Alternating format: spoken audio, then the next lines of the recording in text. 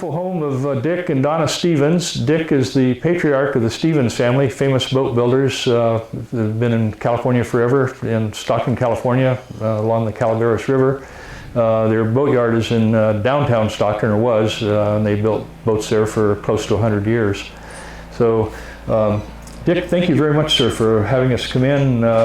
You folks are legendary in the community around here and all over California. I know there's Stevens boats all over the world, as a matter of fact. A lot of them are still in charter business or owned by private owners.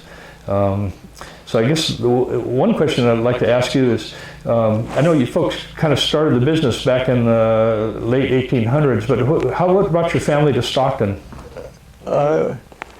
They came at the same time that Weber came. Oh, really? The same drive. Yeah. They came across the county.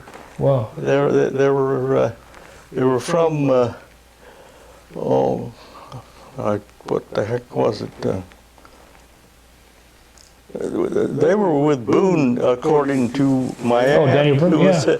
So that's where they came from. Weber was actually here a little bit before the gold rush, right? Yeah, he was here when Mexico was still owned California, I believe. Yeah, I guess he was. So you folks lived right in downtown Stockton? We lived right near where the yard is now, about two blocks from the river. Yosemite Street? We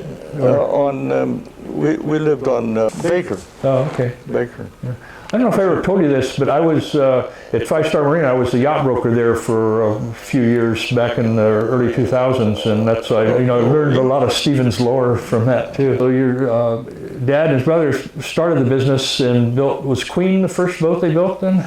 No, they built about a 30-foot sailboat for themselves. Oh, okay. And the Queen was one of the first boats. Oh. So they built the sailboat, and then people admired the sailboat, and I guess they got commissions to do it. Got interested in it. And then, as a matter of fact, I built a boat in the after the war. I put a boat together, a sailboat to sail, and because I didn't want to mess up the shop in any way. And when I was working there, I found there was a picture of a drawing of the Queen, not of the sailboat, Queen, but the sailboat, yeah, which was called Dorothy, on the door. Wow. A sketch of it. Yeah. It's a real nice job. I'll be darned. And I wish I'd have cut out that section. Yeah. But I didn't. Oh, wow. Yeah, that's too bad. That'd really be something. Yeah. History.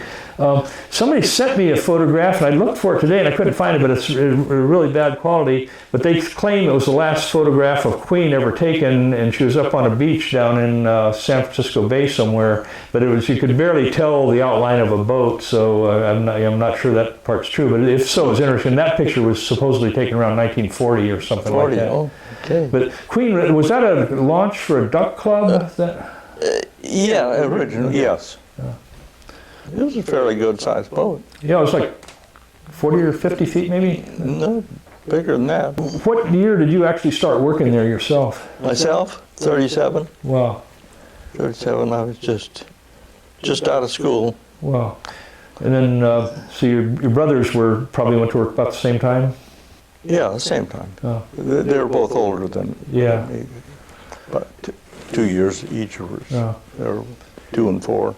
And then the three of you took over the business right after World War II, is that? Yeah, that's about 1946? Right. Yeah.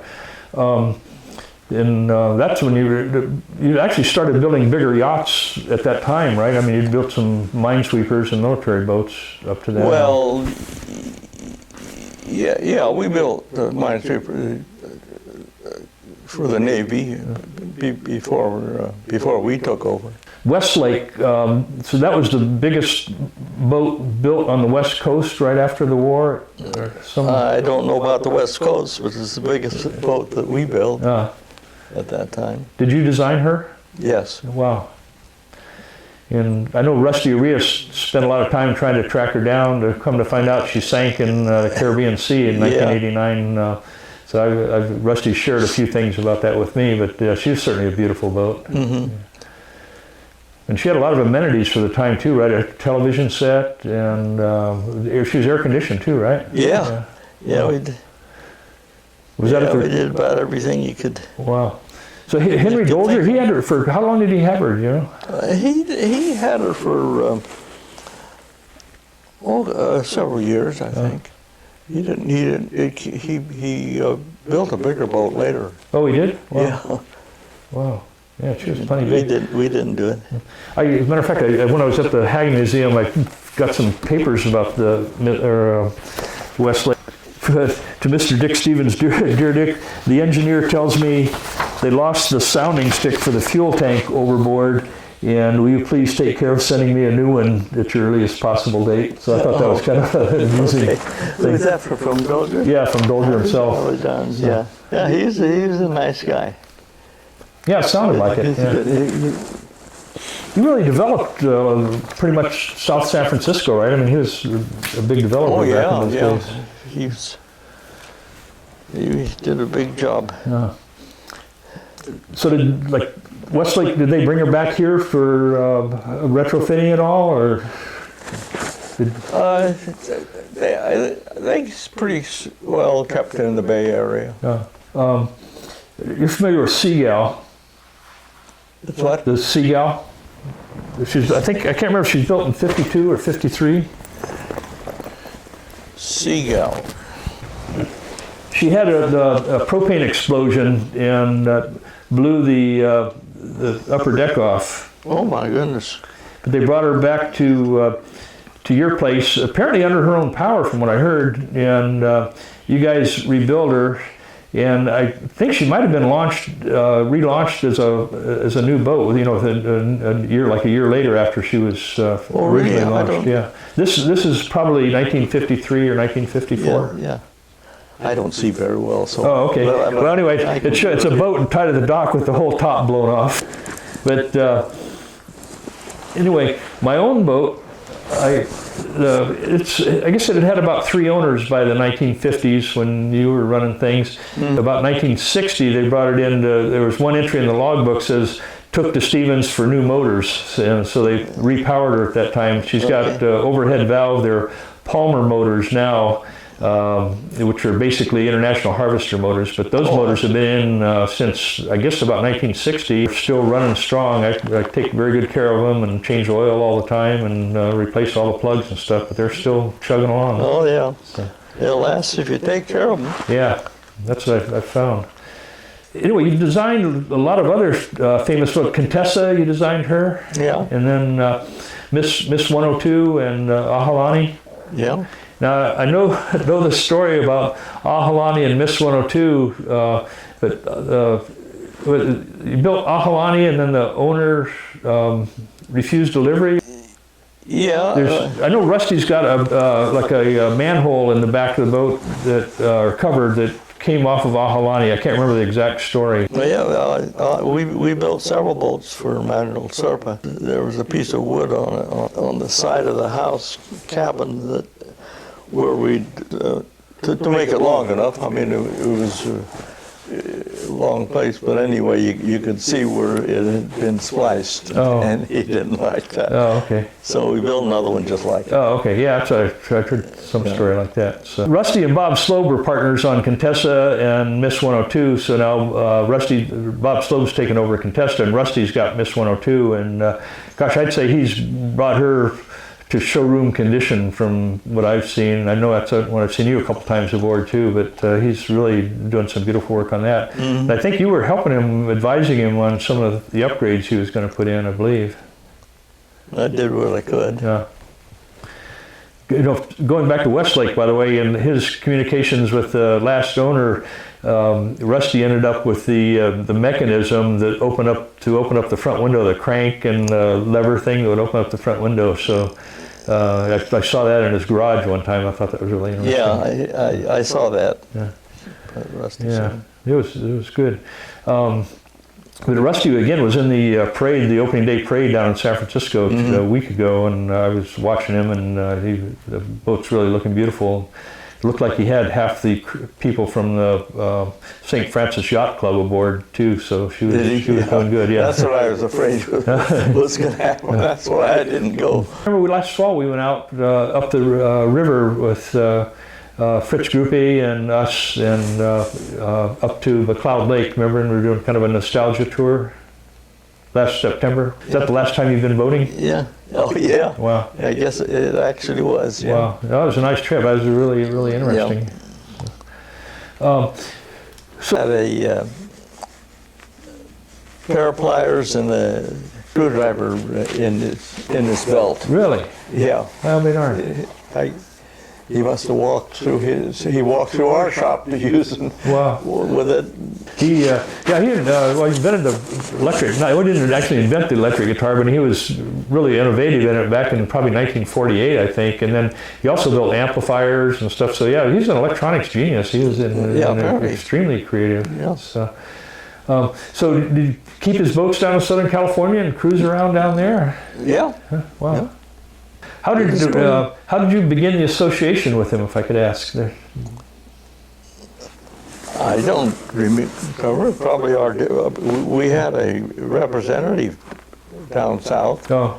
And he probably sold them the first person. Wow. I can't remember the name of the magazine, but I got some old magazines from the 30s and 40s with ads for Stevens in them. I treasure them. I'll pass them on down to some historian one of these days. But, yeah, that's right. He must. I mean, you were renowned way back into the 20s and 30s on boat building.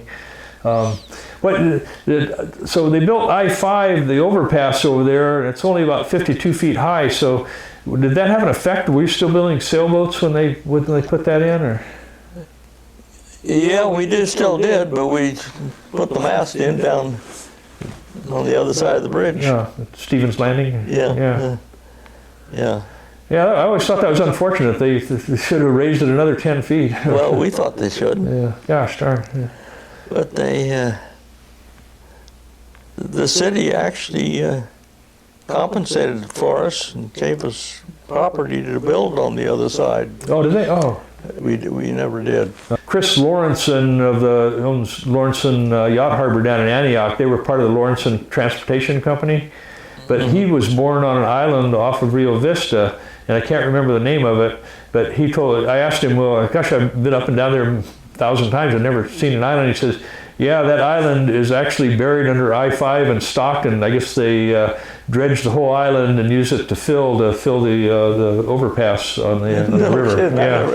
I never heard that story. Yeah, I was amazed, but yeah, it was pretty. We used to go down I used to sail down to Rio Vista when I was a kid. They had boats anchored there, moored there. Yeah. And we used to go aboard them. I'm talking about big sailing ships. Oh, no kidding. Wow. Yeah, that kind of stuff. Yeah. The boat harbor wasn't there at that time, right? And No. They didn't build that until like the 60s. No harbor there. Yeah. So when you sailed down there, would you go through 3 Mile Slough or down around Sacramento River? We pretty well covered the river. You folks, my father and my mother both had family businesses, but I know as a child growing up, you were pretty much a slave to the business. Was that like it with you? I never did anything else. Never enjoyed it. You went to school in Stockton all your life? Yeah. Yeah. How long have you lived here on the river? This is one of the most beautiful spots there is. We just when we were always looking. My father and mother were looking for a place on the Calaveras, and but never did get do it. And but Donna and I moved here as quick as we could. Yeah, beautiful. I noticed, you told me once before about all your paneling. It's absolutely beautiful wood. And so you still have to varnish it, just like bright work in a boat. I know on your garage doors and. Here, outside? Yeah. Yeah, it's all Philippine mahogany. Mahogany, yeah, okay. Yeah. We have to do parts of it almost every year or so, where it isn't exposed to the sun. It lasts a lot longer. Yeah, yeah. I know you folks cast a lot of your the bronze parts, the fittings and things like that. So do you cast propellers and too, or? No, no. We did once as an experiment, but we didn't want to fuss with it. Yeah. We didn't. I forgot when we built the foundry, but it was after the war. It was a foundry that had been here for a long time. Oh, okay. We didn't start it, but the owners, what was it called? Sheltered Oaks. Oh. But he actually cast all the castings up in the Sierras, the memorial casting. Oh, really? Wow. Yeah. Oh, they are. A lot of it. That's really fascinating. He was good foundryman, but when his wife died, she did the books and stuff. He sold it to us. Wow. Then I had to learn the foundry business. Anybody sees the lamps, they just love them. The dolphin lamps. The lamps? Yeah, the interior. They probably built them, but they were Sheltered Oaks Foundry then, at that time. Oh, okay. They were in Stockton for quite a while. So the buildings at 5 Star now, those did you build those after the war then? The great big shed? Oh, yeah, yeah. They still use the Marine Railway once in a while to haul out Sea Scout ships and things like that. The restroom in the building there, I'm sure dates back to the days of the workers there, 'cause it's a big long wash basin and stuff with things. I mean, it looks like it's out of the 50s to me, early 50s, late 40s, something like that. Good. I enjoyed the business. Yeah, good for you. Well, you folks literally, you're legendary in California, and that's, gosh, from compared to a lot of these other boat makers, I mean, I think in history you'll still be legends, from long after we're all gone. So, and everywhere I go, people talk about Stevens boats. We'd be talking to somebody in a bar, and I say, well, yeah, a friend of mine has a Stevens houseboat. So the other person would always say, oh, Stevens never built any houseboats. And I said, no, I can prove it. And so anyway, I won quite a few free drinks because it mentions it in a book somewhere. It was aluminum too. Yeah, I know, yeah. It's still over. I see it on the Sacramento River. It's still over. It looks pretty good, yeah. Really? Yeah. But we built it for a laundryman. Oh, yeah. Anyway, that's a nice boat. Yeah, my friends had it owned her for, gosh, about 20 years, and they sold her, and I think it's been through 2 other owners since then. But, the aluminum holds up pretty good. Yeah. In fact, real good. So, she had gas engines, right? Or that, I'm not positive. Yeah. Yes. I think twin gas V8s or something like that. Lavandero. Yeah. Anyway, she's still around. I'll be darned. That was actually our first aluminum boat. Oh, was it? Oh, okay. So that was in the 60s then, probably, right? Yeah. Of course, I grew up in the boat yard. Excuse me, Dave. I'm going to have you start over so you can look more at the camera than at Bill this time. Being in the boat business was no surprise to me because my father was a boat builder, and I grew up in the boat yard. I played there, and I upset probably most of the workmen there because I would use their tools and rearrange things sometimes when they didn't want me to. But it was all one big happy family. Really, we all always got along. I think we did what all kids did. Well, we built in our backyard. We one friend and I, Merv Totman, we dug a channel, and his father was worked in the islands, so he knew about working equipment, drag lines and such, and so we built a drag line. That's the kind of things kids did, I suppose. Well, we didn't do too much fishing. There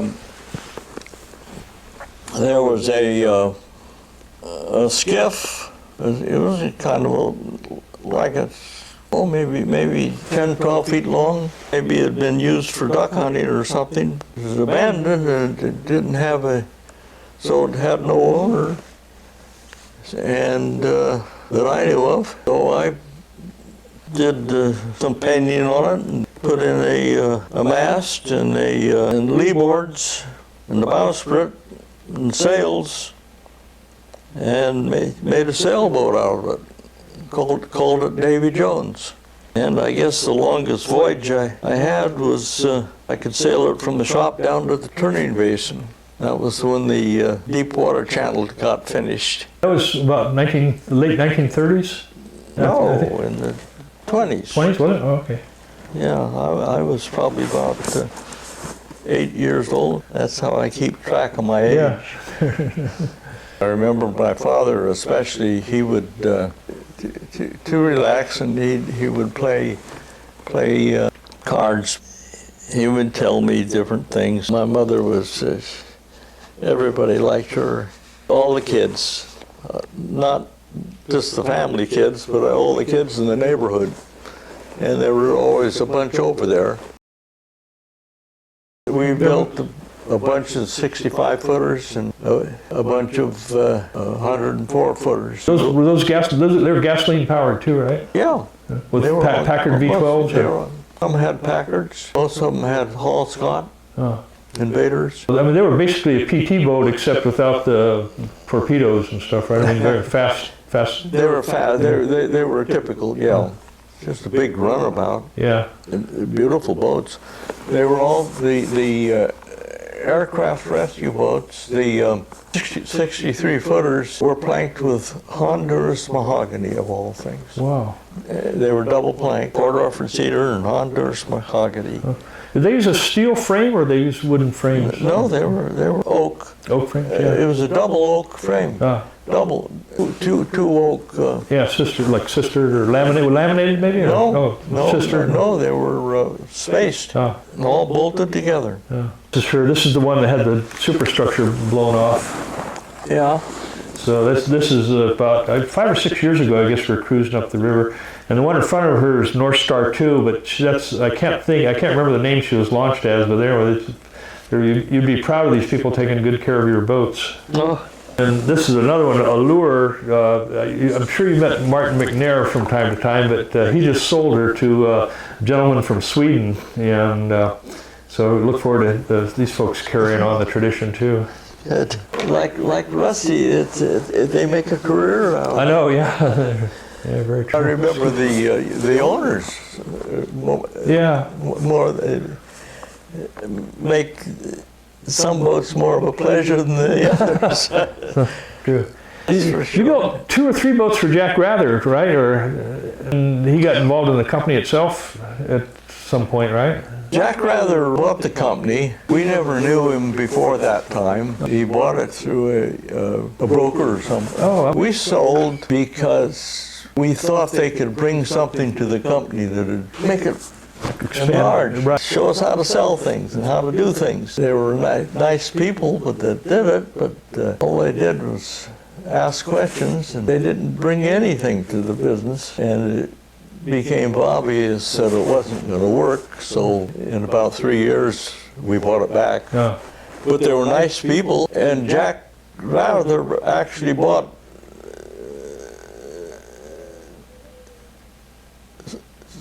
two of the boats after. He built one while he was he owned it. Yeah. And so our relationship was always good. He built his last boat, I think, so he could take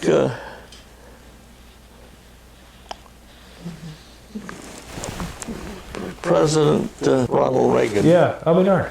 Because Jack was, I think, what they call part of his picture cabinet. Yeah, but even before Jack Rather, I mean, you folks were marketing to New York and Florida and places, right? I mean, you were advertising nationally. And, yeah. Well, we always did that. My father and uncle actually worked. Clyde Kyle was promoting our boats at that time. They were just really just getting going good. And when the Depression came along, and of course the business quit for a while. One year I built the only boat that was built in there. Really? Wow. It was a 12-foot sailboat. Credit to you folks, you did stay in business through that era, because I mean, there were like Duesenberg, I mean, a lot of really well-known companies went under during the Depression. Oh yeah, yeah. We had there were 3 or 4 of our main builders, carpenters, boat builders, whatever you want to call them. They would work a week at a time. Wow. They'd alternate. Yeah, oh my goodness. And, you know, and there was always some repair or something going on. You know, going back to the logbook on my own boat, this kind of is actually in your era, when the logbook I have is from the 50s through the 60s, but they're actually, besides he made just one line of going into, took boat to Stevens for new motors. Well, to me, that would be a huge project, I mean, replacing the motors, but there were several other kinds of bilge pump not working, took Stevens, replaced, and there was a leak, they took it in. So I know on my own boat, they had made quite a few journeys over to your folks' yard to have some work done. I was always open. Yeah. So about late 1980s, you folks were building an America's Cup Defender. No, we built a boat for the St. Francis Yacht Club. Yacht Club. But it was never a contender. But it was a 12-meter, right? It was a 12-meter, and it was built for that. But they got outsailed.